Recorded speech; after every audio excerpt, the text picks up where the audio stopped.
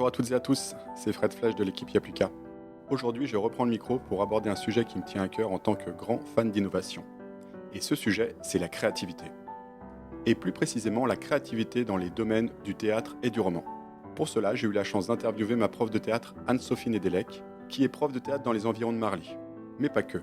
Elle est également autrice de 7 romans et de près de 40 pièces de théâtre. S'il fallait classer les romans et les pièces d'Anne-Sophie, ça oscillerait entre le drame historique et la comédie contemporaine. Mais avant tout, ce qu'elle aime, c'est que dans ses créations, il y a une réflexion sur le monde, la société et les travers humains. Durant ce nouvel épisode avec Anne-Sophie, on verra que son talent pour l'écriture a commencé très jeune. Il y a eu, je me souviens, en cinquième, une rédaction que la prof avait lue devant la classe. Alors dans mon souvenir, c'est juste un moment de très gros malaise. On va en apprendre un peu plus sur son processus de création qu'elle a mis en place. Je laisse l'histoire mûrir, des fois de force, en fait, en me disant non, j'écris pas tout de suite, je continue à l'imaginer, à méditer, voilà, et s'il se passait ça, et des rencontres, etc. Et on va découvrir qu'elle a des aptitudes qui rendent sa créativité vraiment singulière. J'écoute les personnages parler et j'écris ce qu'ils disent. En fait, ça peut paraître un petit peu bizarre, mais quand Carrément. tout est clair, non, ils sont là, ils Ok. vivent dans ma tête et je les écoute. Alors sans plus attendre, levée de rideau sur Anne-Sophie Nedelec, une autrice très créative et très inspirante.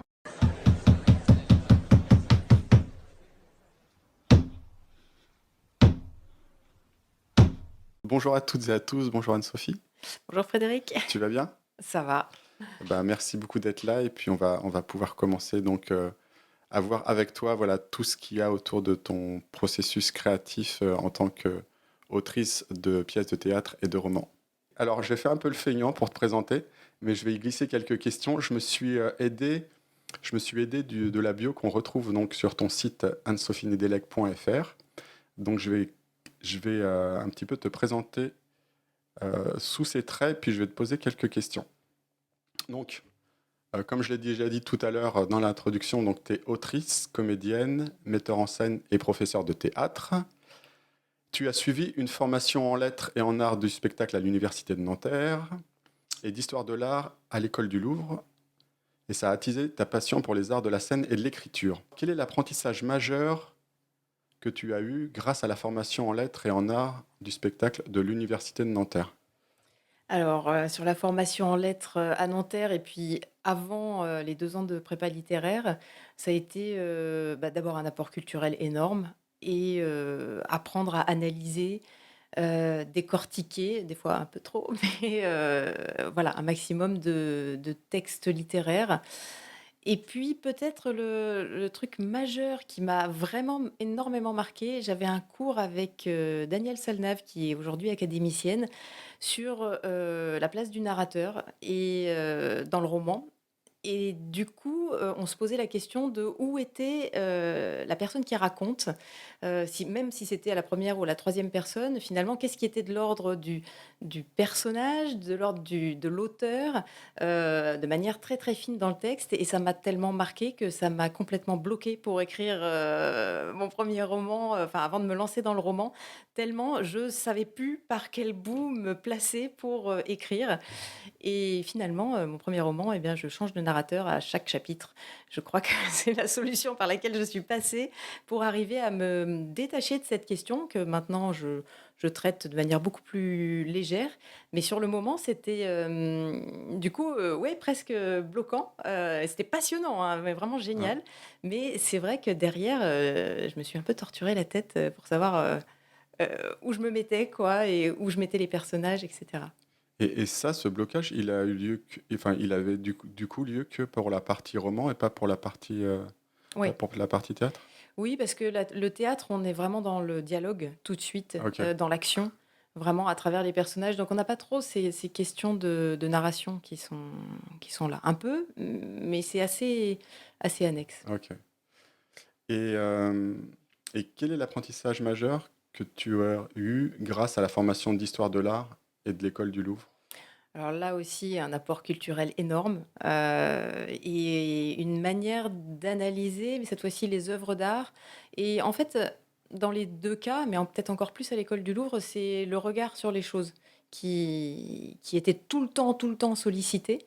Finalement, un objet, il fallait, partir de sa forme, de sa matière, de son époque, de comment il était fait, de ce qu'il voulait dire, qu'est-ce qu'il représentait pour la société et cetera et finalement, ben, ça oblige à se poser des questions tout le temps et finalement, je pense que c'est aussi, une méthode, enfin une méthode, ouais, une manière d'être, créative, finalement et bah, ça a été, ultra sollicité et c'est devenu, ouais, une manière d'être, tout le temps, quoi. Peut-être que je l'avais aussi en moi, mais, en tout cas, là, c'était, organisé, systématique et passionnant. Ok.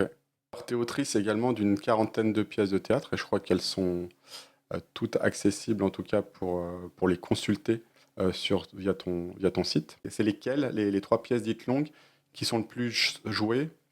Et si tu peux nous faire un mini pitch pour ces trois-là. Ah ouais, donc pour les pièces plutôt à destination des adultes, Ouais, du coup? ouais. Ouais. Alors les 3 plus jouées, je dirais que la plus jouée, c'est Féminocratie, qui est, une, réécriture de l'Assemblée des femmes d'Aristophane, elle-même réécrite par Robert Merle, qui est donc une pièce, de l'Antiquité, hein, d'Aristophane, une comédie, qui raconte la prise de pouvoir par les femmes de l'Assemblée pour, ben, réorganiser une société plus égale.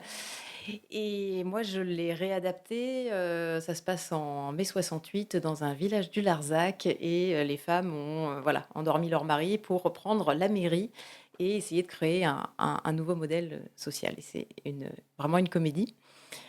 La deuxième, je ne sais pas lesquelles c'est là, dans les suivantes, je dirais que c'est La gloire pour tout le monde, je pense, qui est une pièce, sur le travail des femmes pendant la Première Guerre mondiale et donc, on suit plusieurs groupes de femmes, dans les usines de munitions, mais aussi bien la patronne que les ouvrières, les infirmières, les paysannes et entrecoupées de scènes avec des ministres qui, eux, sont chargés de légiférer en quelque sorte et de donner, bah, des droits aux femmes puisque les hommes ne sont plus là, en fait, pour l'autorité parentale notamment et des tas de choses.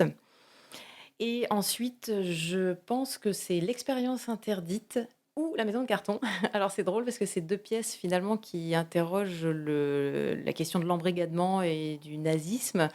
L'expérience interdite, c'est sur, l'expérience faite par, Ron Jones en 1967 auprès de ses élèves pour, leur expliquer et même leur faire vivre l'expérience de l'embrigadement et en une semaine, eh bien, ces charmants élèves deviennent, des gros fanatiques pour une cause qui n'existe même pas, créée de toutes pièces. C'est une histoire vraie, assez terrifiante et La maison de carton, c'est une pièce historique, un drame historique qui raconte, la vie de jeunes Autrichiens pendant la montée et la chute du nazisme et avec voilà, en sous-jacent, la fameuse question qui c'est vrai, me traverse, régulièrement dans ce que j'écris de: «Qu'est-ce qui fait qu'à un moment, on bascule du côté des héros ou des salauds?»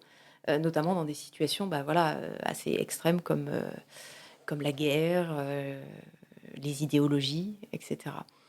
Et c'est vrai que cette pièce-là, La maison de carton, alors elle est peut-être un peu moins jouée que les autres. En revanche, c'est celle pour laquelle on me fait des retours. Les troupes me recontactent, me remercient, c'est joué par des jeunes gens, qui ont l'âge des rôles et ça voilà, généralement ça bouleverse, pas mal donc je suis très contente de ça, de ces retours-là.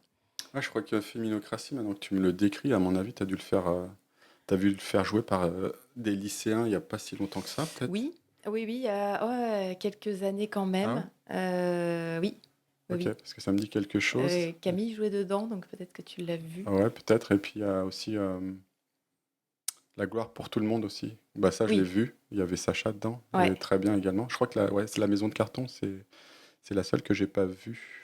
On l'a remontée cette année, on l'a à la création, donc c'était il y a, 17 ans, c'est ça, puisque je l'ai écrite juste quand, Ulysse est né Ok, et là, il l'a jouée.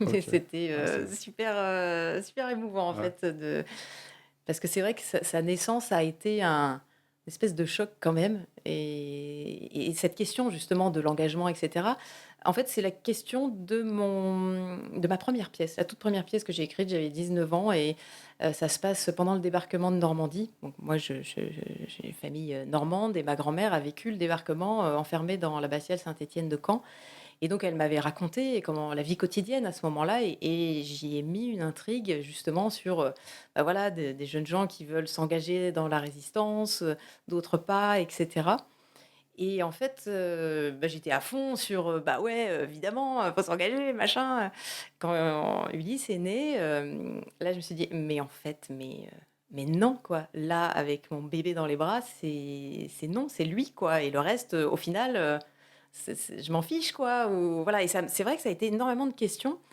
et je pense qu'elles sont réapparues justement dans la maison de carton à travers ces jeunes gens. Alors c'est autre chose, c'est pas moi, hein, mais j'y ai mis, je pense, mes questionnements de, bah oui, celui-là, pourquoi il va se laisser embarquer alors qu'il est hyper sympa et pourquoi celui-là, bah non, il va dire non.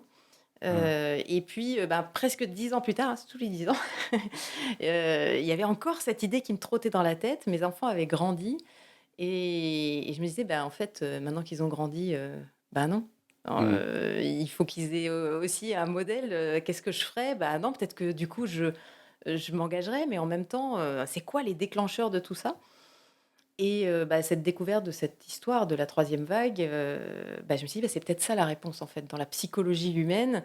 Qu'est-ce qui fait que tu vas, suivre, le mouvement comme tout le monde, qu'est-ce qui fait que c'est si difficile de dire: «Ben, stop, non, je suis Mmh. pas d'accord»?» Voilà, c'était une question qui a traversé comme ça les époques. Ouais, et en fait, là, tu me fais dire, recitant la troisième vague, c'est vrai que non, l'expérience interdite, pardon. C'est vrai que je l'ai vu aussi et ça m'avait vachement enrichi parce que je connaissais pas du tout avant de voir ta pièce et après, j'en reparlais souvent dans des dîners de justement cette expérience folle de ces élèves qui avaient été un petit peu embrigadés en seulement une semaine. Et ouais, j'ai trouvé ça super, super intéressant. Donc merci pour ces créations. Euh, Ensuite, là, je continue dans ta bio. Euh, il y a marqué, il y a inscrit, donc associant étroitement son écriture aux planches, Anne-Sophie est metteuse en scène et comédienne et dirige avec Philippe Van Dael la compagnie du Lézard Bleu et le cours Les Arséniques. Donc là, bon, en ce moment, c'est la fin des cours, hein, puisqu'on arrive à fin juin. Donc vous avez vu avec Philippe sûrement un mai-juin hyper bouqué avec toutes les. Oui. Ça représente combien de représentations des élèves? Alors je les ai pas Ouais. comptées, mais il y en a un paquet, et en plus cette année, elles ont été ultra ramassées, puisqu'en 8 jours, on a eu, 15 levées de rideau de 12 spectacles différents, des fois en même temps, il y en avait avant, il y en a eu après. Donc voilà, alors c'est pas que nous, hein, qui donnons les cours, Ouais. mais du coup, on est là aussi pour l'encadrement d'un petit peu tout ça. Mais on a fini. Le dernier a eu lieu samedi dernier. Ok. Et donc, ouais, les cours Les Arséniques sur Marly-le-Roi, dont je fais partie, enfin, je suis, hein, dont je fais partie en tant qu'élève et aussi dont Nila fait partie également, ma fille, en tant qu'élève. Donc, c'est pour ceux qui souhaitent s'inscrire en début d'année prochaine, en septembre, c'est sur Marly-le-Roi. Et donc, on a parlé de la compagnie Les Arséniques, hein, les cours de théâtre, et la compagnie Les Lézards Bleus. Du coup, c'est quoi votre activité en ce moment? Alors là, ce qui se prépare, c'est le festival d'Avignon, où on emmène, la dernière création qui est Zébrure, la face cachée des HPI, donc notre dernier spectacle que j'ai écrit et mis en scène et qui se joue à Avignon pendant tout le festival. Donc voilà pour ma petite intro de feignant sur Anne-Sophie.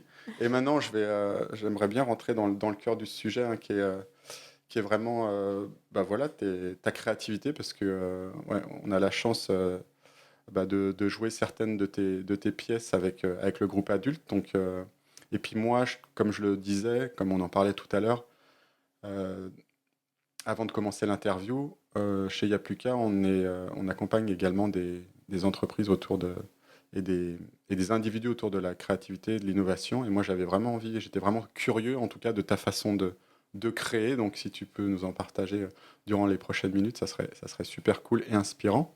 Et pour commencer, euh, j'aimerais bien savoir, en tout cas, par rapport à toi, tes premières créations, je me demandais Quand est-ce que toi, tu as commencé à créer? Moi, voilà, j'ai en tête les pièces et les romans, mais on peut dire, est-ce que tu as commencé par d'autres créations, même limite dans d'autres domaines? Ou en tout cas, voilà, quand est-ce que toi, si tu te reprojettes en arrière, quand est-ce que toi, tu as commencé à créer?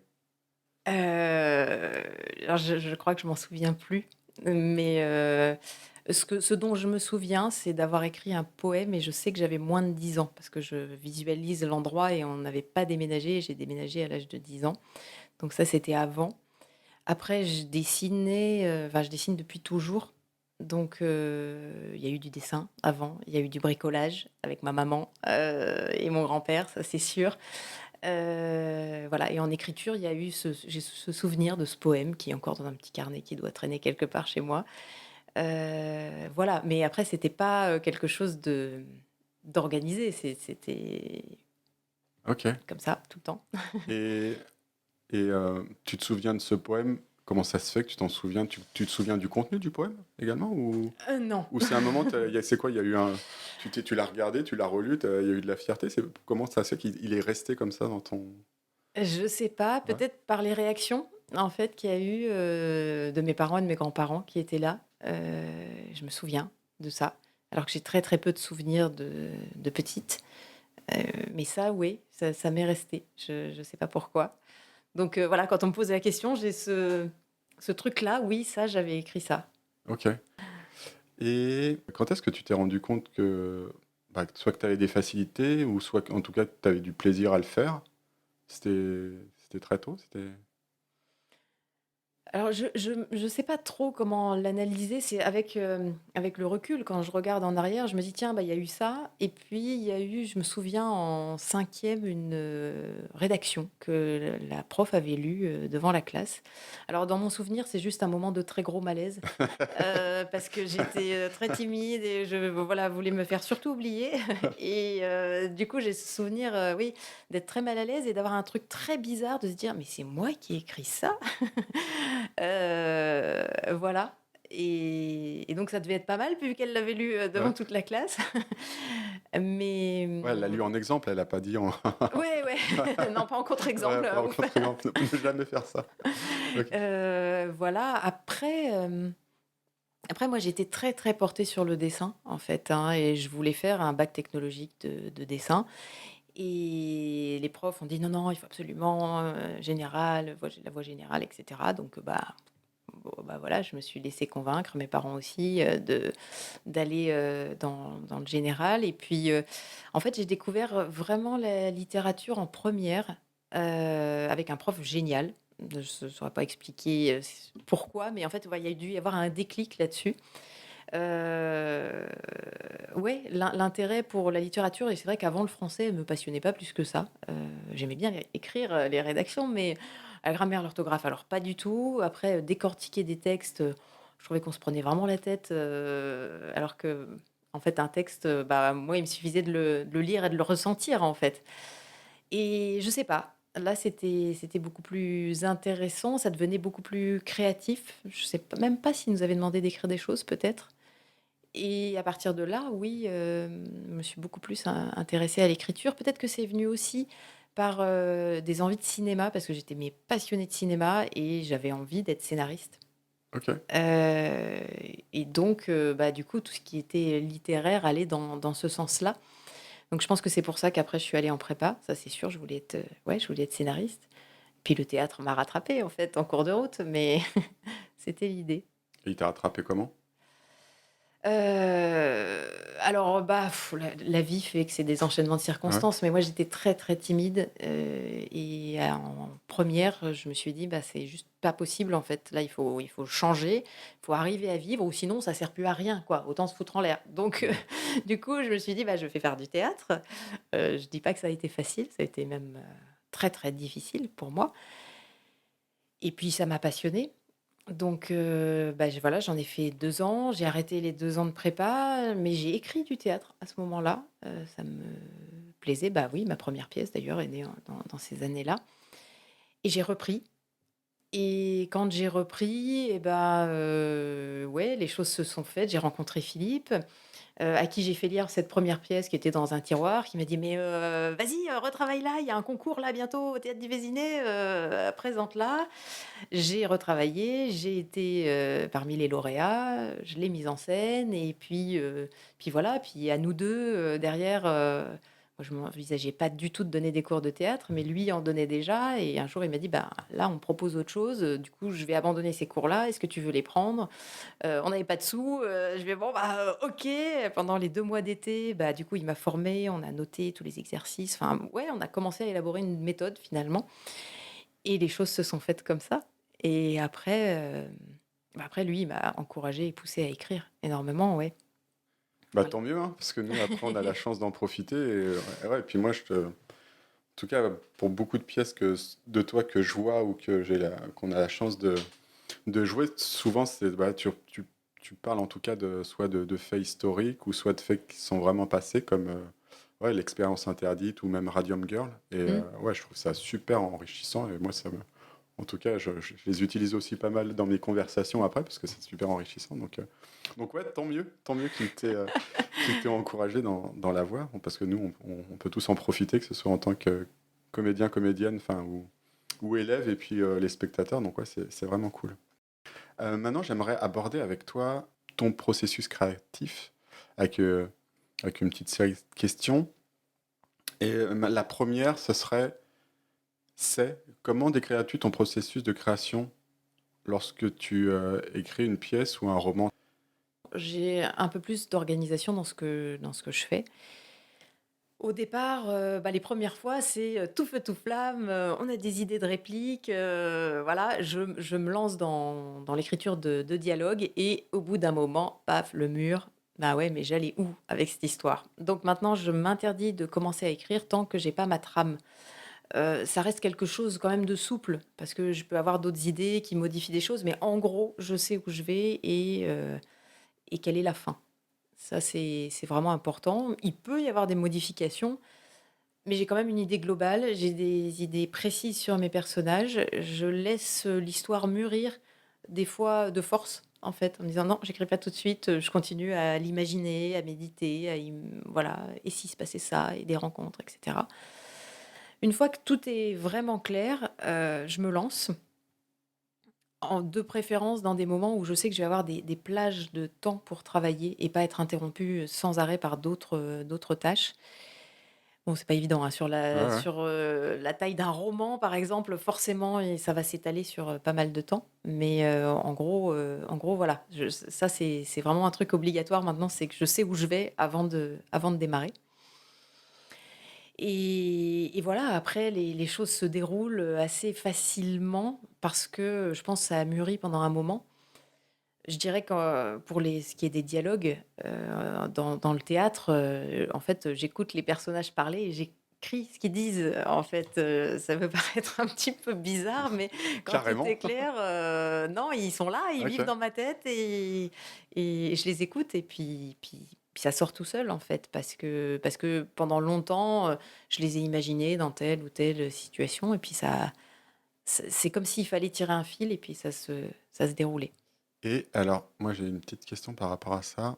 Quand tu dis j'ai ma trame et tout, ta trame, à un moment tu la poses sur papier, tu la fais sous forme de, je sais pas, de dessin ou elle est toujours dans ta tête et Non, je l'écris.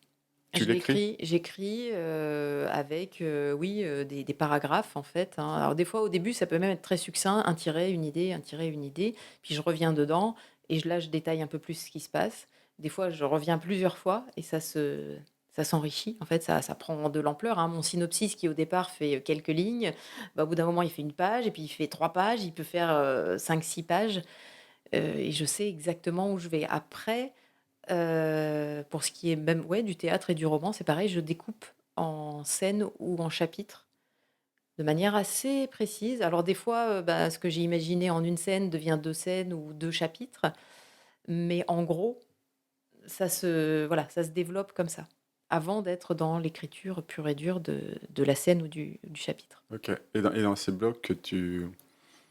ces blocs voilà, qui s'épaississent un petit peu au fur et à mesure de ta maturation, Dans ces blocs, il y a déjà les personnages qui existent, même Oui, sans interagir, il y a quand même les oui, personnages. oui, Ouais. oui. Les personnages, c'est presque le point de départ, en fait. Ok.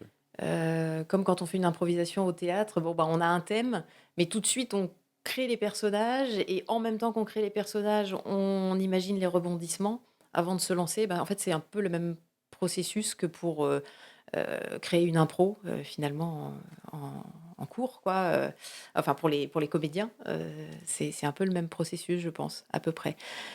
C'est vrai que je me force à faire quelques fiches personnages, mais je les détaille généralement assez peu.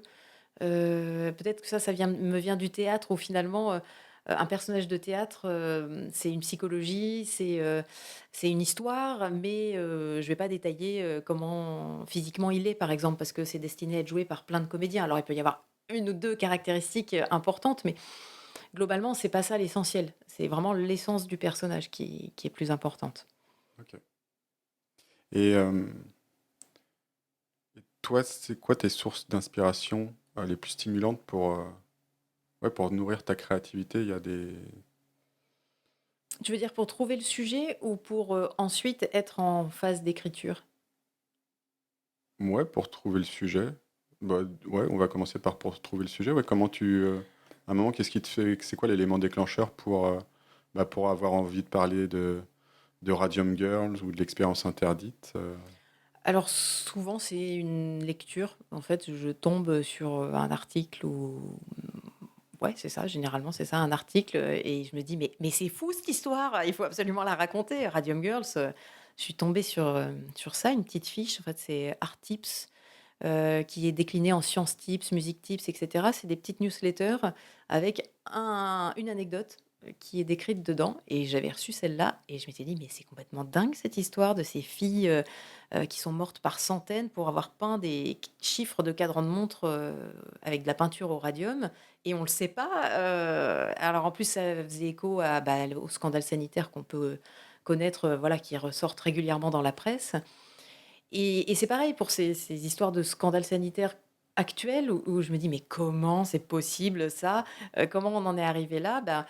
Finalement, souvent, un événement historique donne un éclairage, plus fort, finalement, sur le monde d'aujourd'hui, sur les scandales d'aujourd'hui. On manque d'infos, on n'a pas tous les ressorts, et cetera. Dès qu'on est dans le passé, on trouve les sources et on comprend, plus précisément ce qui s'est passé, et en fait, c'est ça, c'est de comprendre comment les gens, concrètement, ont vécu les choses. Parce que souvent, on a, les grandes lignes, hein, et on apprend l'histoire à l'école de cette façon-là. Alors, il s'est passé ça, il s'est passé ça, il s'est passé ça. OK. Mais ce qui est intéressant, c'est comment les gens, concrètement, dans leur quotidien, l'ont vécu. Et finalement, moi, j'aborde, le récit de cette façon-là, que ce soit dans le théâtre ou dans le roman. C'est comment les gens le vivent, concrètement, et comment ils sont amenés à ça. On parlait de l'embrigadement tout à l'heure. Comment c'est possible que, voilà, on parle du nazisme, comment tout un peuple a pu suivre, Hitler? Bon, voilà, c'était pas tous, des salauds, loin de là. Il y a eu des mécanismes psychologiques qui sont mis en place, il y a eu un environnement, un contexte, et c'est ça que j'essaye de comprendre à travers des exemples particuliers de gens, qui vivent, les choses. et comment t'arrives à... Ouais, quand tu dis des gens qui vivent les choses, c'est toi qui as... Bah, tu fais un travail d'enquête, on va dire, pour essayer de retrouver le plus Oui, de c'est docs ça, possible. c'est ça. Ouais, ouais, vraiment, sur les Radium Girls, il y avait le livre de Kate Moore qui reprend, les 2 affaires, pas à pas, toutes les enquêtes.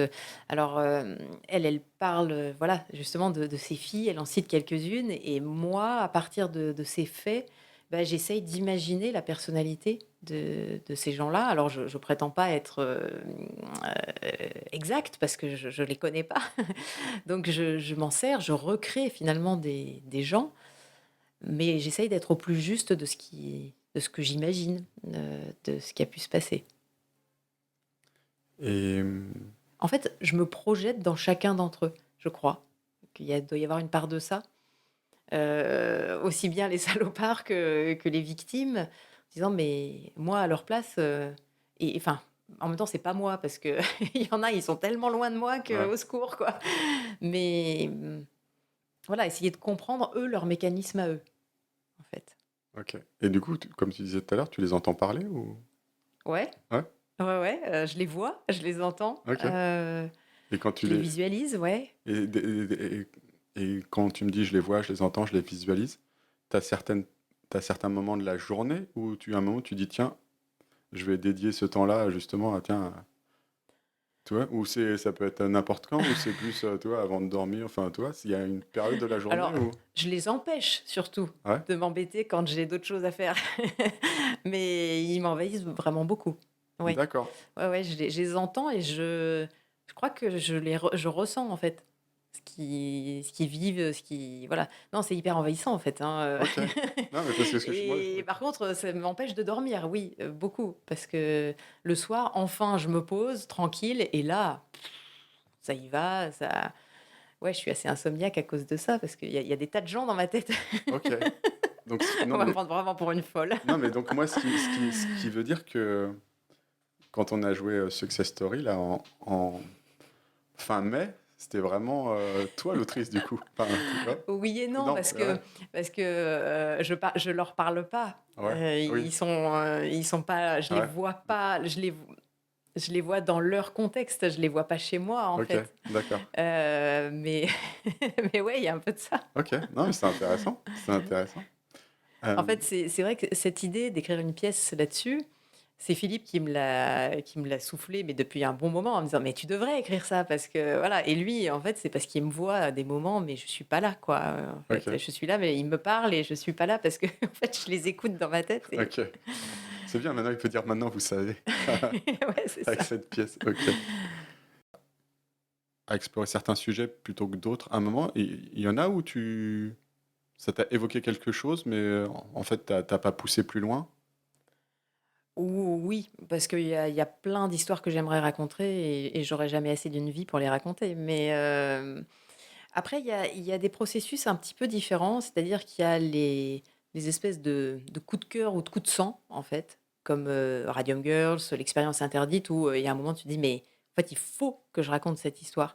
Parce que, là, c'est obligé, en fait, que j'en parle. C'est presque un devoir on parle de ce sujet, Zébrure c'est pareil, c'est voilà, il faut qu'il sorte. Après, il y a tout ce qui est aussi de l'ordre de la «commande» entre guillemets ou «Tiens, si t'écrivais là-dessus», et qui fait que je me lance.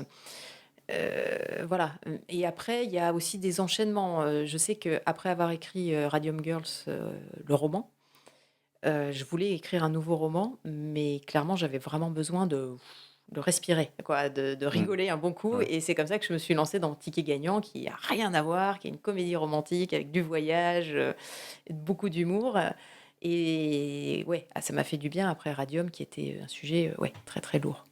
Là, on a vu que tu parlais des personnages que tu entendais parler et ça me faisait penser donc, c'était un peu toi, mais pas complètement dans la pièce, Success Story qu'on a eu la chance de jouer en juin, en mai, fin mai dernier et Zébrure, la face cachée des HPI.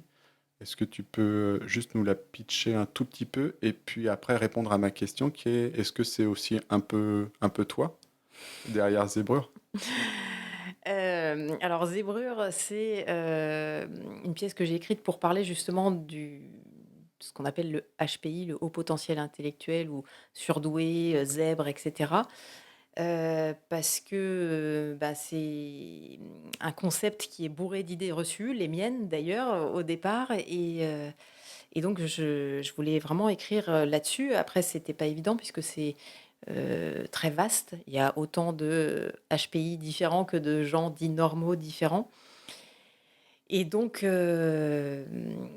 pardon, dans le pitch de la pièce, eh bien, en fait, l'idée, c'est qu'après toutes ces enquêtes que j'ai pu faire, ces recherches sur, bah, déjà, comment fonctionne un HPI, voilà, rencontrer, interroger différentes personnes, et ben, suivre le parcours de différents personnages, justement pour pouvoir évoquer cette variété et laisser entendre que, bah, voilà, il y en a encore d'autres et pas se limiter à un seul schéma de personnage. Après, pourquoi j'ai écrit cette pièce? Oui, le sujet forcément me tenait à cœur puisque moi j'ai été, diagnostiquée il y a 5 ans maintenant Et quand j'ai su ça, je me suis dit que c'était une folie de pas l'avoir su avant parce que en plus, on me l'a dit, quand j'avais 20 ans et que j'étais vraiment au fond du trou, bah, que c'était peut-être ça. Sauf que quand on m'a dit, «Bah, c'est peut-être que tu es surdouée», j'ai dit: «Eh, ça va pas, moi je suis vraiment bête, quoi. J'ai vraiment beaucoup de mal, dans la vie quotidienne, dans mes rapports avec les gens, c'est très compliqué, donc non, enfin les gens intelligents et c'est pas moi, quoi, ça c'est clair, tout est compliqué pour moi et hem et donc quand je l'ai su, je me suis dit: «Mais, il faut qu'on sache ce que c'est réellement parce que qu'on arrête de penser que c'est juste être Einstein, quoi». C'est parce que c'est pas du tout ça. Et dans sauf que quand je l'ai su, je me suis dit: Ouais, mais là, ça va être chaud parce que si j'en parle, bah, forcément, il va falloir à un moment, on va me demander pourquoi j'en parle et de quel droit j'en parle sur Mmh. ces sujets un peu compliqués». Donc je me sentais vraiment pas de prendre la parole à ce moment-là. Mais mes enfants ont été diagnostiqués dans la foulée, donc nous, on est des profils complexes, c'est-à-dire il y a les profils laminaires simples, voilà, avec le QI effectivement, la créativité et cetera, le cerveau droit en fait, hein, qui fonctionne par association d'idées et pas par, pensée logique, linéaire. Et puis il y a les profils complexes avec un trouble associé et moi j'ai un TDAH, donc un trouble du déficit attentionnel avec hyperactivité et mon fils aîné, il est HPI avec TDA, il a échappé au H et le deuxième, il est HPI avec dyslexie et donc voilà et Philippe est très vraisemblablement, pareil avec dyslexie. Il est pas diagnostiqué donc voilà, il le souhaite pas spécialement, il s'en fout et c'est tant mieux quelque part, même s'il a du coup énormément lu et énormément compris de choses. Et en fait, ça devenait infernal, à l'école pour les enfants, parce qu'ils avaient des difficultés, ils fonctionnent pas comme les autres, surtout Lancelot. Bon, il a la dyslexie, donc au moins ça, c'est clair, c'est identifié. Mais dès que j'arrivais en disant: «Oui, alors en fait, il y a ça aussi, ils sont HPI» et bah, tout de suite, c'était, «Allez, vas-y, la mère qui se la ramène avec ses fils super intelligents», alors que, bah, non, c'était tout l'inverse. Justement, c'est compliqué, il y a plein de situations extrêmement compliquées pour eux. Et je me suis dit: «Mais en fait, c'est logique, ils ont pas les codes, ils savent pas ce que ça veut dire réellement» et moi-même, je ne le savais pas en fait, hein, Mmh. j'ai pas écrit, comme ça. Il a fallu d'abord avoir tout ce chemin pour, me comprendre et comprendre aussi les autres. Se dire que, bah, en fait, tout le monde ne fonctionne pas comme moi et que, ben, au final, c'est pas grave, en Mmh. fait et c'était ça mon but dans ce spectacle, c'était de se dire, «Bah, ouais, OK, mais si on le sait, bah, au final, c'est pas grave, on est tous différents, mais on peut très bien vivre ensemble, il suffit de le savoir». Donc voilà, en gros, comment c'est venu et c'est alors après sur le processus d'écriture, bah, je me suis dit: «Ouais, il faut en parler», mais je savais pas comment. Je savais pas si ce serait un roman, si ce serait du théâtre et puis ça faisait quand même un moment que ça mûrissait et en fait, je me souviens très concrètement du moment où j'ai commencé à écrire. Alors pour le coup, j'avais pas de plan, j'avais rien, mais vraiment rien du tout. Lancelot était à un tournage où il faisait figurant, voilà, en plein hiver et j'étais dans une salle polyvalente, à me cailler les miches, à l'attendre Ouais. avec d'autres parents et j'ai sorti, mon iPad et j'ai commencé à rédiger un monologue, en fait, d'un personnage et puis, après j'ai eu une autre idée et j'ai écrit cette autre idée, toujours sur le fonctionnement du HPI et mais qui correspondait peut-être à un autre profil. Voilà, au bout d'un moment, mon iPad est tombé en rade. J'ai continué sur mon téléphone et je me suis retrouvée au bout d'un moment, de plusieurs, jours avec, bah, plein de bouts de texte et c'est pour ça que, ouais, le processus créatif, en fait, il est super différent d'un projet à l'autre. En tout cas, celui-là était très différent de bien des autres pièces et donc au bout d'un moment, bah, j'ai vraiment déterminé des personnages types qu'on allait suivre et j'ai entrecroisé leur parcours de cette façon-là et ce qui s'est dégagé je voulais pas un truc, plombant non plus. Je voulais aussi, aller vers du positif et donc on part sur des personnages un peu en crise qui comprennent pas pourquoi ils vont pas bien alors que, bah, tout va bien dans leur vie et qui trouvent, aussi qui se comprennent déjà, qui comprennent les autres et qui trouvent des solutions et arriver vers quelque chose d'un petit peu plus, apaisé sur la fin et c'est comme ça que ça s'est articulé finalement. Voilà, pour la sortie du texte. Après, ce texte, il a vécu plusieurs moutures aussi. Parce qu'en fait, ce qui a été aussi déclencheur, c'est qu'à ce moment-là, j'avais un groupe de lycéennes qui étaient très peu nombreuses. Elles étaient quatre dans un lycée et il me fallait un projet pour elles.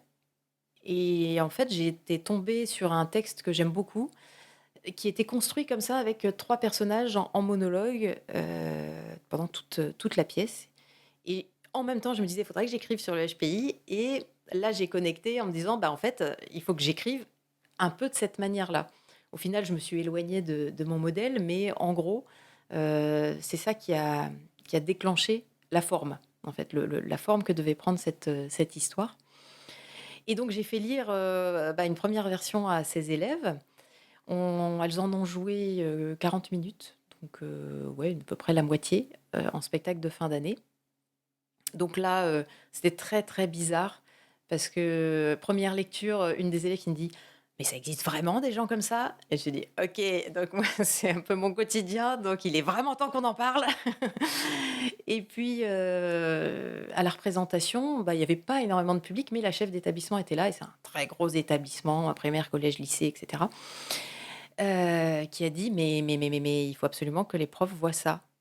Et donc, les élèves ont rejoué en septembre et là, bah, ouais, les profs étaient un peu retournés, pour certains, en tout cas, qui sont venus me voir après en me disant: «Mais il faut le jouer, il faut absolument que les gens, comprennent. Nous, on a tellement de mal, aussi à cerner ces élèves, là, donc ouais, il faudrait qu'il soit plus diffusé». Et là, on s'est dit: «Bon, bah, OK, on va le monter avec, la compagnie pour pouvoir le tourner un peu plus, au moins dans les écoles», puisqu'il y a Mmh. une demande. Alors que, mine de rien, j'égratigne un petit peu le système scolaire, mais voilà, enfin, en toute objectivité, c'est pas simple aussi pour un prof de comprendre. Et on l'a monté et là, les réactions en sortie de résidence, donc en décembre, nous ont encouragés à aller encore plus loin et le présenter au Festival d'Avignon. Donc là, c'est toute une autre, organisation qui se mettait en Mmh. place, des recherches de financement et cetera. Pour, diffuser, ouais, ce spectacle, faire connaître un petit peu les choses et voilà. Et c'est une belle aventure un peu déroutante parce que, des fois, je me retrouve avec des gens qui viennent me voir, qui tout d'un coup me déballent leur histoire et je suis pas sûre d'avoir les épaules d'avoir tous ces retours-là de gens qui sont concernés ou de proches de HPI, hein. Il y avait des gens vraiment qui me sont tombés dans les bras en larmes, que ce soit là ou les 3 représentations à Paris. Et donc je me dis, bah, que j'ai bien fait quand même quoi, qu'on Mmh. qu'on fait un peu avancer le schmilblick sur Ouais. le sur le sujet, à ma manière, parce qu'il y a de plus en plus de livres, hein, de vulgarisation qui sont super bien faits, et qui moi m'ont permis d'avancer aussi. Mais, par le spectacle, en fait, on peut toucher aussi des gens qui d'emblée n'iraient pas s'intéresser à ce sujet et c'est ça qui est chouette, finalement. Mmh. Bah, merci, ouais, de nous faire, pareil, découvrir cette, voilà, comme tu le mets, cette face cachée, de ces personnes, que tu mets en avant, par rapport à cette pièce. Et c'est marrant ce que tu me dis parce que quand tu me dis, bah, alors j'ai lu ça sous forme de monologue et ça m'a donné l'idée de présenter, bah, Zébrure sous forme de différents monologues. Mmh. Et ça me fait penser aussi à Radium Girl, parce que Radium Girl, si je me souviens bien, à une époque où tu nous avais dit, en fait, je me suis rendu compte que c'était possible de faire Radium Girl, mais c'était, je crois, en regardant Le Porteur d'Histoire d'Alexis Michalik, et c'est marrant de... Ouais. Ouais, ouais, c'est vrai que, l'écriture d'Alexis Michalik m'a autorisé, quelque part cette liberté-là de me dire, bah, en fait, j'ai pas de limite à avoir, ma seule limite, c'est que mes comédiens puissent changer de costume finalement, mais on peut changer de personnage et raconter, avec une infinité de personnages. Et c'est vrai qu'avant, j'avais tendance à écrire, ben, un rôle, un comédien, voire 2 rôles, voilà, mais pas plus. Et en fait, cette liberté, qu'il a dans la narration et dans l'écriture, ouais, je l'ai complètement reprise pour, Radium Girls, pour Zébrure aussi finalement. Ce moment où finalement, bah, ouais, je parle au public, je lui raconte un truc et puis, le truc va se passer sur scène et puis, on va revenir à un peu de narration et puis on va rechanger et le personnage va devenir un autre directement sur scène. En fait, ouais, c'est possible. C'est possible avec, beaucoup d'organisation et de méthode et ouais, c'est possible. Alors tous les sujets ne prêtent pas à ça, mais si on a envie de raconter une énorme saga comme Radium Girls, bah, ouais, on y va, on ose. Et bah, là, on revient encore un petit peu sur ton processus ouais, d'écriture, de créativité. À quel moment de ton processus tu te sens la plus créative? Il y a des moments où tu... À différents moments, il y a à la fois le moment de l'élaboration de l'histoire ou des personnages où là ça cogite mais il y a rien qui sort. Ouais, Après dans l'écriture même, c'est d'un autre ordre, c'est-à-dire qu'il y a à la fois, bah, l'histoire qui vient, mais comment cette histoire touche le public, enfin le spectateur ou le lecteur d'ailleurs. Donc c'est des questions, de style, d'organisation, de choix des mots. Et donc là, c'est aussi, être créatif, heu, ouais, dans cette phase-là, rechercher justement comment je vais toucher le lecteur ou le spectateur. Et après, dans les phases de correction, il y a aussi une part de créativité. C'est marrant parce qu'il y a plein d'auteurs qui détestent cette phase-là et moi, je l'aime bien quand même, je l'aime bien parce que je peaufine justement, les choses. J'ajoute quand, bah, on n'a pas assez de précision. J'enlève beaucoup aussi en me disant: «Beh non, on va enlever tout ce qui est inutile, tout ce qui va, heu, ouais, alourdir les choses, le texte ou la scène». Jusqu'à arriver à une forme qui soit, bah, la plus percutante possible, la plus cohérente, complètement. Donc finalement, la créativité, elle est à plein de niveaux. C'est pas que, l'invention de l'histoire, c'est aussi, l'approfondissement des personnages, c'est aussi comment, je vais les faire vivre et puis après, dans la mise en scène et bah, si quand on passe en théâtre, à la scène et bah, là, c'est toute la dernière phase, d'aboutissement. Parce que pour moi, un texte de théâtre, c'est très différent d'un roman, finalement. Un texte de théâtre, c'est un peu comme une partition de musique. C'est très technique comme objet, et sans l'acteur et sans la mise en scène, c'est pas grand-chose finalement, hein. On lit pas de théâtre, on pourrait, mais bon, c'est un peu aride, ce qui compte, c'est quand c'est nourri de tout le reste. C'est-à-dire la direction du metteur en scène, les choix qu'il va faire de décors, de costumes et puis après tout ce que les comédiens apportent et qui colore, complètement le texte de d'autres choses. En fait, en tant qu'auteur, on redécouvre son texte, on le réentend autrement,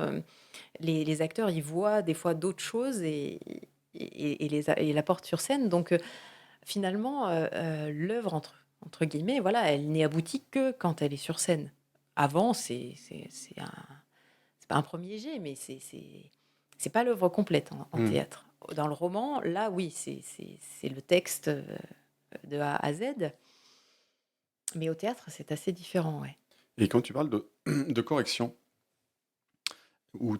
c'est toujours de l'autocorrection? Ou est-ce que N il y a une autre personne qui peut passer dessus et même faire des propositions? Oui, oui, oui, oui.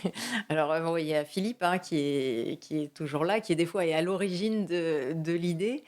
Alors lui, bah, en fait, on échange très souvent. Donc c'est vrai que quand j'ai une idée d'un roman ou d'une pièce, bah, je lui en parle, je teste mes idées. Quand j'ai mon premier jet, bah, je lui lis. Donc il me fait des retours, hein, il me suggère des choses. J'en tiens compte ou pas. Souvent Ouais. j'en tiens compte parce que, voilà, son avis est toujours hyper pertinent. Une fois que j'ai écrit, mon premier jet, c'est lui qui le lit aussi. Je le recorrige et à partir de là, lui, il lit il lit 15 fois la même chose, le pauvre. Ouais. Mais voilà et après là, dans une deuxième phase, j'ai d'autres lecteurs, qui vont être, souvent les garçons, mes enfants, qui ont des retours, souvent très intéressants dessus, avec leur point de vue, de jeunes, de voilà, leur ressenti en fait, hein, c'est très marrant parce que quand on voit les difficultés en cours de français, par exemple de Lancelot qui est dyslexique et la sensibilité littéraire qu'il a, c'est terrifiant en fait quand, certains profs ne voient pas ça, alors que ses retours sont ultra pertinents, mais ultra, ils sont pas comme tout le monde quoi. Lui, il va ressentir les choses et tout de suite, il va me donner son impression. À moi de le traduire dans, comment il faut que ça prenne vie, mais voilà, ses retours sont vraiment intéressants. Et puis, en théâtre, bah, là, il y a les lectures qui me donnent, une idée. Généralement, ce travail est assez abouti à ce moment-là déjà, mais j'ai comme des fois des 2-3 petites, choses à corriger. Dans le roman, là, j'ai des bêta lecteurs, donc des proches, mes parents, ma sœur et puis des gens, moins pas de ma famille et là, c'est important aussi parce qu'ils sont voilà, il y a pas l'affectif qui Ouais. compte, même si, je sais que Philippe et les garçons sont impitoyables, hein, c'est même les Mmh. pires. Mais, voilà, j'ai dans les bêta lecteurs, j'ai des chroniqueuses, donc qui lisent énormément et d'autres autrices qui, elles aussi, ont un regard d'autrice et à partir de leurs remarques, je modifie, je transforme, voilà, mon manuscrit et ensuite, il y a une phase de correction pure et dure et là qui est, vraiment, orthographe, grammaire, syntaxe, et là encore une autre personne qui elle va pas se concentrer tellement sur le fond, mais vraiment sur, la forme des OK. phrases. Et je t'avais un peu déjà posé la question quand même, mais est-ce que tu fais des recherches approfondies avant de commencer à écrire? Ou Oui, ouais, tout le oui, temps? ouais, ouais. Bah, tout le temps après, sur certaines pièces, moins, Ouais. parce que, bah, parce que c'est la vie quotidienne, parce que, voilà, si on prend Success Stories, finalement, là, c'est vraiment de l'imaginaire, même si je suis allée quand même rechercher mes chiffres, parce que je les avais lus, mais je les ai pas voilà. J'ai refait d'autres recherches sur le monde de l'édition, sur, voilà, j'ai pas tout utilisé. À chaque fois, on aimerait en mettre plus et puis, bah, non, ça devient lourd, ça devient didactique donc non, je mets juste l'essentiel, mais sinon oui et dès que je suis sur un sujet historique, je fais des recherches, ouais, énormément de recherches. Même des fois, je me dis: «Bon, je dois m'arrêter», en me disant: «Sinon j'écrirai jamais». C'est l'enseignement de mon premier roman, Mademoiselle Déjazet. Alors c'était un sujet que je connaissais bien puisque c'était mon mémoire de l'école du Louvre, le costume, à travers, la figure de Virginie Désjazet, donc qui est une comédienne du 19e siècle, donc toutes les recherches sur la vie des théâtres du 19e et sa vie à elle et les gens qu'elle a croisés et c'est infini parce qu'en fait, il y a quelqu'un qui est cité, donc on va chercher cette personne qui cite, voilà et à un moment je me suis dit: «Ben, stop, j'écrirai jamais sinon». Donc là, il faut tant pis, il faut arrêter, il faut y aller et si j'ai besoin, j'irai rechercher des choses puisque encore une fois, ben, tout ne va pas forcément servir dans enfin, c'est pas du documentaire, quoi, donc c'est un roman. Et si on devait comparer cette phase de recherche d'information au temps d'écriture, on va dire, du premier jet, si on prend l'exemple de Radium Girl, tu me dirais il y a combien de temps de recherche justement pour alimenter et c'est combien de temps d'écriture du premier jet? Alors, alors sur Radium Girls, il y a eu cette anecdote qui m'a trotté dans la tête pendant un moment. Donc j'ai commencé à imaginer des choses. Après je me suis dit: «Mais non, mais c'est là-dessus, enfin, je veux écrire là-dessus». Donc là, je me suis procuré le livre de Kate Moore qui est en anglais, 500 pages en anglais, donc c'est pas forcément le plus simple pour moi. Ouais. Donc il a fallu bah, j'ai lu le livre. En même temps, je l'ai lu très vite parce que c'était super passionnant, mais je l'ai lu de manière, en survol quoi, donc j'avais pas le détail, mais j'avais les rouages, en fait, je dirais d'une manière assez globale. À partir de là, j'ai imaginé ma trame et ensuite je me suis replongée dans le livre et pendant toute l'écriture, j'avais le bouquin à côté et je m'y replongeais vraiment régulièrement. Mais cette pièce-là, elle s'est écrite très vite, parce que je l'ai écrit, ouais, c'était les vacances de Toussaint et dans les 15 jours de vacances, j'avais écrit la pièce. 15 jours. Ouais. Ouais, ouais, Ouais. mais en fait, c'était En fait, quand le sujet est passionnant, mais ça tient aussi à ça énormément, à la passion, à être vraiment, focus sur un truc et tac, tac, tac, les choses s'imbriquent, comme un jeu de construction et se mettent en place et puis c'est sorti, ouais, c'est sorti très vite celle-ci et elle a eu très peu de remaniements. Mais c'est pas toujours comme ça. Globalement, j'écris assez vite quand le temps de maturation a été bon avant. Voilà, mais par exemple, le Ticket gagnant tome 2 m'a donné beaucoup de fil à retordre. Ok. Je l'ai écrit, c'est à la base, c'est pas mon genre de prédilection, enfin, c'est pas ce qui me vient le plus facilement. La comédie, comédie romantique en plus, voilà, voilà, le premier tome était énormément aussi récit de voyage, donc c'était au départ, c'est une pièce, hein, que j'ai écrite, il y a fort, fort longtemps, donc du coup, j'avais déjà beaucoup de choses. Là, sur le tome 2, en fait, j'étais pas satisfaite de la tonalité. Ça devenait, un peu dramatique, un peu lourd, enfin voilà, ça me plaisait pas. Donc je l'ai beaucoup repris. Ouais, ouais. Philippe a lu un paquet de versions, du coup. Il avait pas le temps de finir une version que je lui en remettais. Non, mais en fait, j'ai rechangé ça, Hmm. c'était mieux. Et celui-là a été, voilà, énormément rechangé. Le tome 3, en revanche, qui est la suite, est sorti, mais d'un coup. Et ça veut dire Voilà. combien de temps en termes de temps? C'est une semaine, 2 semaines? Non, non, Non, mais je sais un pas. peu plus. Ouais. Un peu plus. Non, le roman est plus long. Après, Ticket gagnant 3, je l'ai écrit, je sais pas, ça s'est étalé quand même sur plusieurs mois. Mais j'avais pas le temps de m'y consacrer tout le Ouais. temps, mais voilà.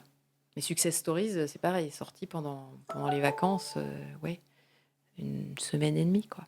Ok. Et c'est quoi tes contraintes créatives lorsque toi, tu crées une pièce? T'as- Enfin, Ah oui, par l'aspect pièce, tu dois avoir des contraintes. alors ça dépend si c'est une commande, pour un groupe, par exemple, en particulier, ou si c'est, moi qui l'écris parce que, j'ai trop envie d'écrire ça. C'est vrai que Radium Girl, c'est sorti, il fallait que je l'écrive et puis on verrait bien si un jour je la montrais ou pas. Zébrure, c'est vrai que j'avais en tête peut-être écrire pour ces élèves-là, mais en même temps, quoi qu'il advienne, j'allais au bout et j'avais toujours le choix de cet autre texte à monter. Heu, là, voilà, je dirais: «Bon, bah, on verra bien». En revanche, sur certains autres textes, ben, voilà, Success Stories, je savais que c'était pour le groupe des adultes. Il y avait tant de personnages, tant d'acteurs.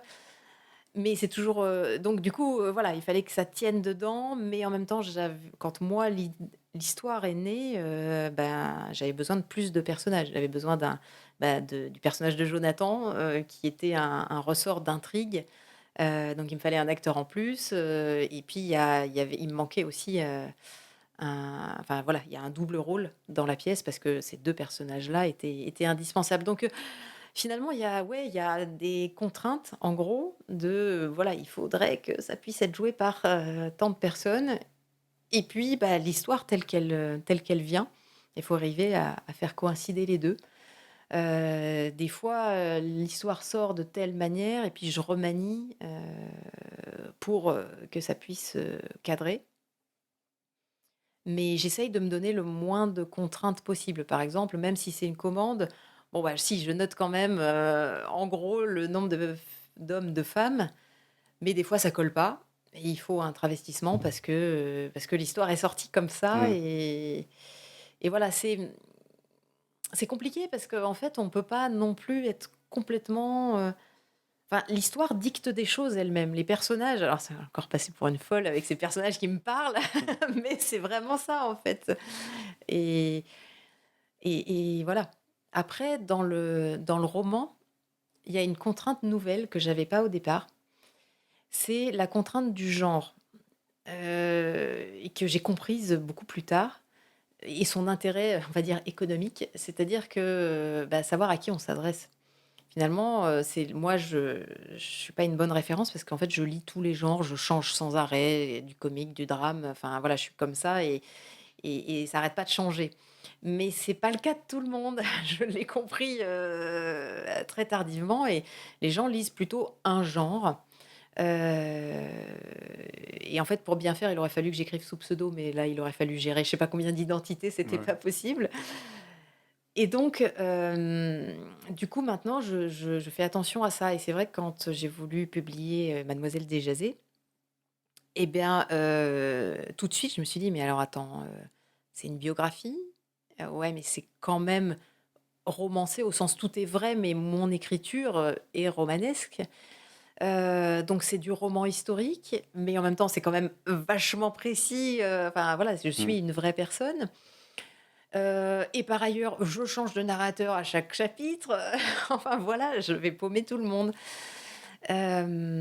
Donc voilà, le deuxième était un récit de voyage, mais roman contemporain, sans forcément une intrigue très serrée. Pareil, à identifier, c'était pas évident et donc maintenant, je me pose beaucoup plus cette question-là. Est-ce que j'écris, Pour une pour une niche ou pas? pour une niche ou pas? C'est ça.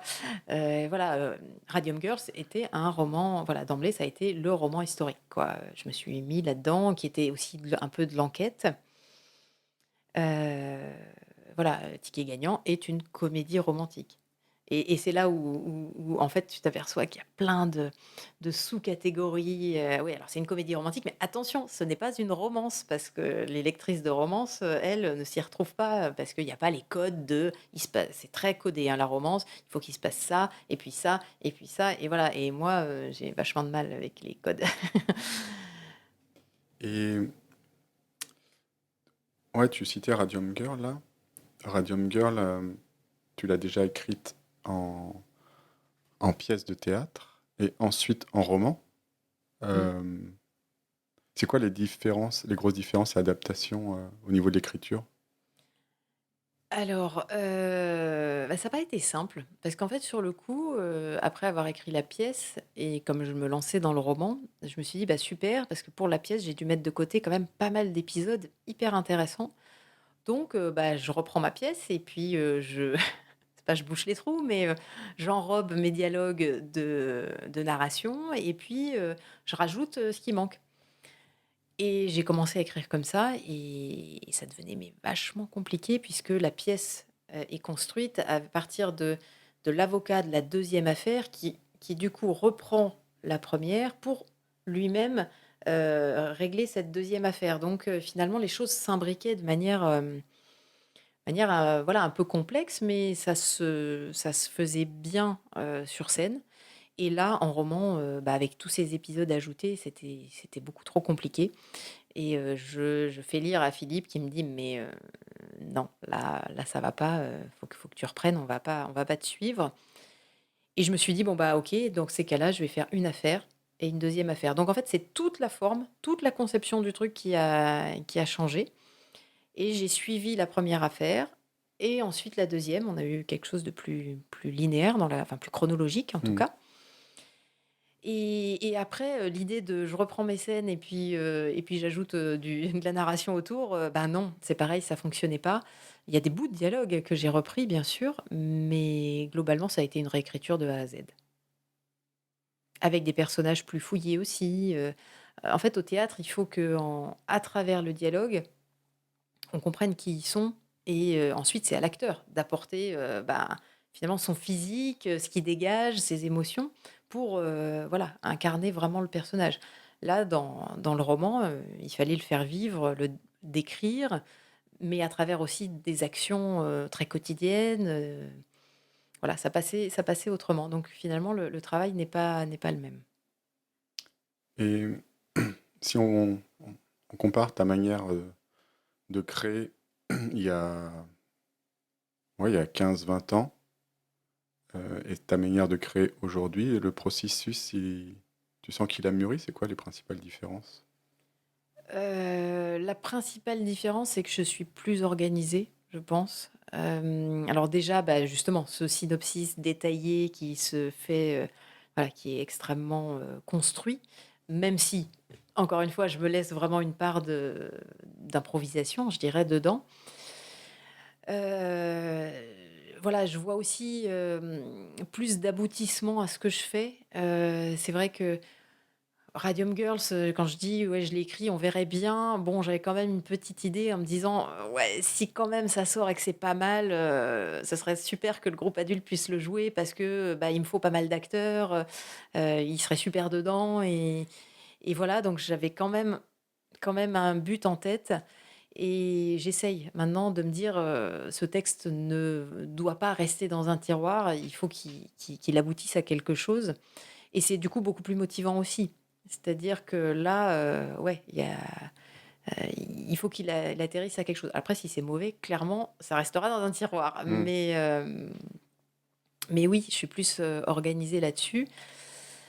Après j'essaye aussi d'être vivable en société dans les phases créatives parce que en fait, je me perds dans mes pensées et je ne suis plus vraiment là, donc c'est un peu pénible pour mon entourage, aussi. À ce moment-là, je pose mais 15 fois la même question parce que j'ai pas écouté la réponse, parce que j'étais déjà repartie ailleurs, donc j'essaye de faire attention à ça. Je suis moins stressée aussi, par cette idée de trouver le flow, en fait. Cet état, que je dirais état de grâce, qui est un état tellement, agréable, en fait, où les choses sortent, cool et tu veux pas t'arrêter parce que tu as peur que ça n'arrive plus, que ça revienne plus, donc il faut que ça sorte, que ça sorte. Là, maintenant, je sais que je le retrouverai, la fois d'après, peut-être pas immédiatement, peut-être que ça prendra un petit peu plus de temps, mais voilà, il y a ça qui a changé. L'autre chose aussi, c'est dans l'organisation, de la journée, c'est-à-dire que moi, j'écris bien le soir, je suis pas du tout du matin, mais vraiment, je suis, une tortue, je connecte pas mes neurones le matin, c'est une cata et le soir, par contre, à partir de, allez, 17-18 heures, je commence à écrire, je suis bien et puis, je prends mon rythme de croisière à 20h-21h et puis alors à partir de 23h, c'est la Ferrari et ça roule. Sauf que, ben, avec ce rythme-là, tu te couches, il est 2-3 heures du matin, tu t'endors pas avant 5 heures parce que, Mmh. ah, voilà, l'excitation est là et en fait, bah, c'est de l'épuisement après, donc c'est pas bon non plus. Donc du coup, j'ai appris à écrire plus tôt et c'est vrai que, justement, dans ce moment où je me suis mise à l'édition, bah, j'ai suivi la formation de Caroline Vermal qui est autrice et qui avait créé un groupe Facebook, le Cercle du chat de l'écrivain où les écrivains se retrouvent ensemble et elle écrivait à 14 heures. Donc pour moi 14 heures, pour un truc très créatif d'écriture, c'était vraiment tôt et en fait, bah, le fait d'être, à plusieurs connectés, de se dire, «Bon allez, pendant une demi heure, on est à fond». Au bout d'une demi heure: «Alors vous avez écrit combien de mots?» Ben, en fait, c'était très challengeant, en fait, hein Mmh. et du coup, je me suis habituée à écrire plus tôt et maintenant je suis capable d'écrire, bah, enfin quand, n'importe quand. OK. Voilà, moins efficace, je me trouve lente le matin, mais je suis capable d'écrire le matin. OK. Et quand est-ce que tu consommes des céréales, du coup? C'est dans quelle phase par rapport à tes créations? Philippe nous a parlé des fameuses céréales. Alors oui, les céréales dramatiques, en fait, quand je réfléchis, oui, il m'arrive de prendre un paquet de céréales, mais en fait, ça arrive, soit au petit-déj ou au goûter et je chopais le paquet de céréales et je les mange, scrunch, voilà, en piochant directement dans le paquet. Je ne sens même pas quel goût elles ont. OK. C'est terrible et en fait, c'était dans la phase, bah, la phase de réflexion et puis la phase d'écriture aussi. Parce que en fait, j'écris surtout pendant mes vacances. J'ai OK. pas trop le temps, enfin, là, j'avais pris un peu plus le temps quand même, aussi pendant la semaine, mais sinon j'écris pendant mes vacances ou le dimanche et donc c'était dans les phases à la fois de création et d'écriture parce qu'en fait dans l'écriture, même si j'ai ma trame, je reconfigure des fois certaines scènes, intégralement et donc dans ces moments de pause, ben, je mange des céréales les yeux dans le vide. Et ouais, tu disais qu'il y avait des des phases où tu avais plus le temps d'écrire. Du coup, les phases de l'année qui sont le plus propices pour faire de nouvelles créations, tu des périodes de l'année justement? Ou Bah, l'été. Ça, c'est sûr, parce que j'ai un peu plus de temps. En fait, c'est aussi beaucoup lié au temps et à la vacance d'esprit et dès que je suis embarquée dans des projets de mise en scène ou beaucoup de cours, bah, là, j'ai plus de mal. Donc oui, je dirais que c'est l'été et puis sinon, pendant les petites vacances.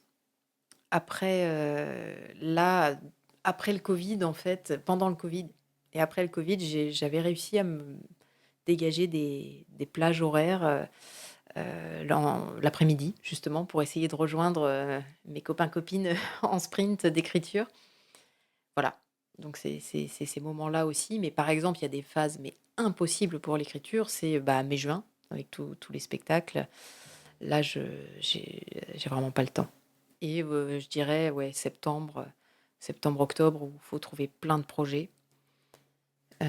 Ça, c'est très compliqué. Là, je suis sur des dans ces moments-là, je c'est pas que j'écris enfin, ouais, je réadapte, je remanie des projets et voilà. Après, des fois, j'écris dans les moments de vacances, de petites vacances, justement pour des projets, mais sinon, c'est vrai que c'est plus compliqué. Et justement, tu parles de la rentrée, enfin, et là, on a déjà un petit peu abordé la créativité à plusieurs, là, quand tu parlais en tout cas des relectures. Euh, T'accompagnes les classes de lycée dans la création et l'interprétation de pièces, je crois. C'est Oui. quelle classe au niveau du lycée? Alors, c'est des classes de seconde, une classe de seconde, enfin 2 l'année prochaine et on a le même projet avec une classe de sixième aussi. Ok. Et, et si c'est pas indiscret, comment tu fais le choix des thèmes? Alors en fait, les thèmes sont choisis en collaboration avec les profs de cette classe. Donc c'est toujours un sujet alors pour les secondes, c'est toujours un sujet en lien avec le programme d'histoire. Donc nous, on propose, et puis le programme de français, enfin voilà, c'est vraiment les 2 matières avec qui on collabore, et parfois les profs de langue selon le sujet qui est choisi. Nous, on propose des thèmes, des personnages, qu'on a pu rencontrer dans nos lectures ou quoi, ou des idées. Eux aussi peuvent en proposer et voilà, on se fait une réunion là-dessus et puis voilà, c'est eux qui choisissent en fonction de ce qu'on aura pu proposer. Et pour la classe de sixième, on est sur l'Antiquité, toujours. Donc la première année, on a fait l'Odyssée, l'année dernière, on a fait l'Iliade et on se prépare à faire, bah, on a plusieurs idées, soit les Atrides, soit, autour d'Hermès, du personnage d'Hermès et Ok. cetera. Donc voilà. Et du coup, tu leur proposes un processus créatif issu de ton expérience, une espèce de trame à suivre pour créer ces pièces? Oui, en fait, le timing est quand même assez court. On intervient 2 heures par semaine. On sépare la classe en 2 et on est en alternance, enfin Philippe et moi, avec une moitié de classe et puis on switch, la semaine d'après. Donc en fait, ce qu'on fait, c'est que tous les 2, on crée un synopsis détaillé de la pièce, scène par scène. Donc ce qui va se passer avec, en gros, des ébauches de personnages et on leur distribue, 1 ou 2 scènes à écrire en binôme. Donc c'est vraiment une écriture ultra collective et ce qui se passe, c'est qu'eux vont improviser les scènes avec Philippe. Donc les écrivains sont, à côté de Philippe, ils regardent les autres improviser la scène, telle que Philippe l'a présentée et un peu dirigée et donc, bah, pendant que les impros, il va leur dire, «Ah ça c'est super, tu notes, ça voilà». À la fin de l'impro, il débriefe en disant: «Bon ça c'était chouette, ça, non on oublie». Ils refont la scène comme ça et quand je les retrouve la semaine d'après, ils commencent à écrire la scène et donc voilà, ils écrivent vraiment les dialogues.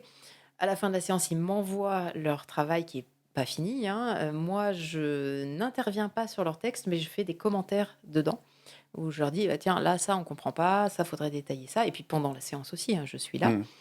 et on fonctionne comme ça par aller-retour et puis à la fin, bah, on a toutes ces scènes et il faut, lisser un peu pour que, bah, ça soit, cohérent à peu près au niveau du style, au niveau des personnages parce que comme c'est des demi-classes, bah, il y a un personnage, il est, vu un peu de telle manière, dans la par la première partie de la pièce et puis un peu différemment après.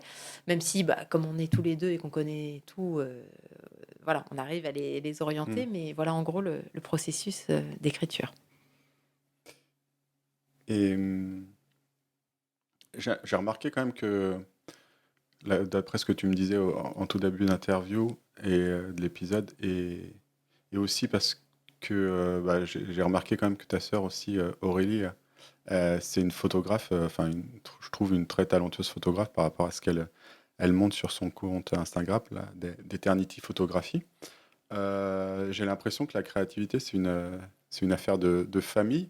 Et je me disais, il y a d'autres antécédents artistiques. Alors, tu me disais, c'est ton papa qui faisait Non, c'est mon grand-père. ton grand-père. Mon grand-père, maternel qui faisait de la sculpture, il Ouais. dessinait aussi, il bricolait tout le temps. C'était un grand-père incroyable, parce qu'avec tout et n'importe quoi, il fabriquait des choses, il ramassait sur la plage les bâtonnets de glace et puis les coquillages et il en faisait des papillons, des petits carousels.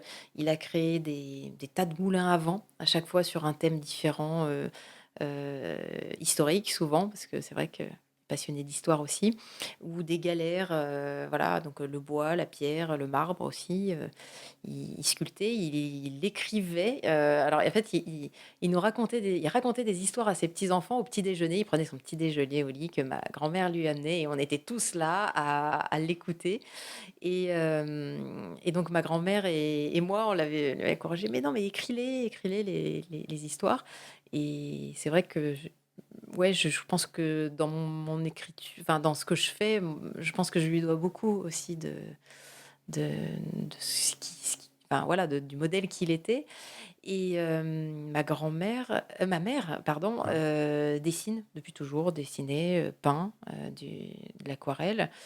Voilà, donc mais en amateur, totalement et toujours. Donc voilà et moi je dessinais parce que c'est vrai qu'elle m'a aussi appris, encouragée et ma sœur, dessine extrêmement bien. Elle a une première carrière de graphiste, Ok. et d'illustratrice. On a écrit des livres ensemble. Enfin moi j'écrivais, elle illustrait et et voilà, elle s'est reconvertie dans la photo, mais elle garde le graphisme pour me faire mes couvertures de livres. Ok. Ah, cool. Et imaginons que tu sois devant des étudiants dans une filière en rapport avec l'écriture de romans et de pièces. Et derrière toi, tu as une slide en rapport avec la créativité.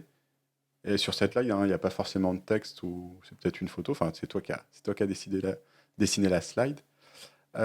Et à ces étudiants, tu leur partages 2 conseils pour être plus créatifs. Ça serait quoi les 2 conseils et il y aurait quoi sur la slide? Alors, sur la slide, il y aurait, un tableau de Dali, qui représente le président Lincoln, mais selon comment on le regarde, on aperçoit en fait, Gala, donc la femme de Dali, en nue, de dos, au milieu du tableau. Donc ce tableau-là ou un autre, mais de ce genre de tableau où en fait on croit voir une chose, puis en fait il y a d'autres choses dedans. Et ce serait peut-être le premier conseil, c'est-à-dire, regardez bien autour de vous. Vous contentez pas de la première image, mais cherchez ce qui peut y avoir derrière et ça va aussi bien dans la recherche d'un thème, de pourquoi on va écrire sur tel thème, c'est-à-dire que, bah, il y a les apparences des choses, mais il y a peut-être d'autres choses derrière que dans la conception du personnage. Un personnage de gentil ou un personnage de méchant, ben, en fait, ils sont pas basiques, jamais. Il y a toujours beaucoup d'autres choses derrière et c'est ça qui va les rendre intéressants. Et puis le deuxième conseil, ce serait, ben, travailler, travailler, écrivez, réécrivez, jetez, raturez, recommencez sans se décourager. Parce que c'est vrai que l'écriture, c'est un travail de longue haleine, c'est très long et il faut tenir la distance si on veut aller au bout et des fois on part, tout feu tout flamme et puis on lâche l'affaire parce que, bah, parce qu'on est épuisé, on n'en voit pas le bout et est-ce que ça va plaire et cetera et bah, voilà, il faut essayer d'aller au bout et puis, sans se décourager et voir ce que ça va donner, quoi. On sait jamais. Très bien, merci. Et, et si tu avais là on arrive à la fin de l'épisode, si tu avais ouais, une suggestion ou des suggestions, 1 ou 2 suggestions de lecture de pièces à aller voir ou un reportage à voir, ce serait quoi les suggestions d'Anne-Sophie en ce moment? Alors une pièce à voir, ce serait, Lady Agatha de, Christos Mitropoulos, non, oui, c'est ça et Ali Bougueraba. Voilà, je suis désolée, hein, j'ai pas bien les noms, en tête. En fait, c'est une pièce sur Agatha Christie. Donc, sur le processus créatif, bah, c'est génial parce qu'on découvre, bah, comment, la reine du crime, en fait, imaginait ses intrigues et dans le spectacle lui-même, bah, c'est très, à la Michalik, hein. C'est-à-dire que les personnages jouent tous plusieurs rôles à part, Agatha Christie.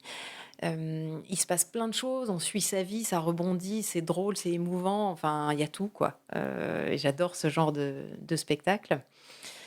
Après, une expo qui m'a beaucoup marquée récemment et qui est un super moment, c'est l'expo Alphonse Mucha, au Grand Palais Immersif. Donc c'est à l'Opéra Bastille, dans les sous-sols de l'Opéra Bastille et c'est sur donc Mucha qui est, connu pour être le créateur des affiches des spectacles de Sarah Bernard et aussi dans la publicité. Enfin voilà, hein, ces femmes, avec, un environnement très, art nouveau, très végétal et cetera et en fait, toute l'expo est par projection vidéo. Donc il y a même une grande salle où on est dans des gros poufs et on voit, les affiches décomposées, en fait, arriver comme ça, c'est super beau. On a toute une partie sur, la grande fresque slave qu'il a composée et puis on termine avec, l'influence qu'il a eue sur, bah, aujourd'hui encore, la publicité, le manga, tout ce courant un peu psychédélique des années 60. Enfin, c'est même la série, Arcane, c'est ça? Enfin Peut-être. voilà, qui est une série ultra contemporaine et en fait on voit des l'influence de Mucha dedans et c'est très, très chouette comme expo. Et l'actualité d'Anne-Sophie, même si tu l'as déjà évoqué durant l'épisode, c'est quoi les activités, ouais, l'actualité principale d'Anne-Sophie? Alors, l'actualité, ben, c'est, la sortie de Ticket Gagnant tome 3 qui s'est faite le 8 juin. Donc, on est encore, voilà, dedans, cette sortie. Donc, il y a le dernier tome de cette saga, de comédie, liée au voyage aussi beaucoup et donc un dernier tome qui se passe en partie à Bali. Et l'autre actualité, bah, c'est Zébrure qui se joue au Festival d'Avignon, donc à partir du 7 juillet et on part, dès dimanche prochain pour, installer, commencer et lancer l'aventure. Bon, bah ça, c'est cool, un beau programme estival en perspective. Bah, en tout cas, merci beaucoup Anne-Sophie d'avoir répondu présente pour cette interview autour de la créativité. Et puis, bah, en tout cas, on mettra tous les liens par rapport à ce qu'on a évoqué durant l'épisode, on les mettra en commentaire pour celles et ceux qui ont écouté l'épisode. Encore merci beaucoup Anne-Sophie. Bah, merci à toi. Au revoir. Au revoir.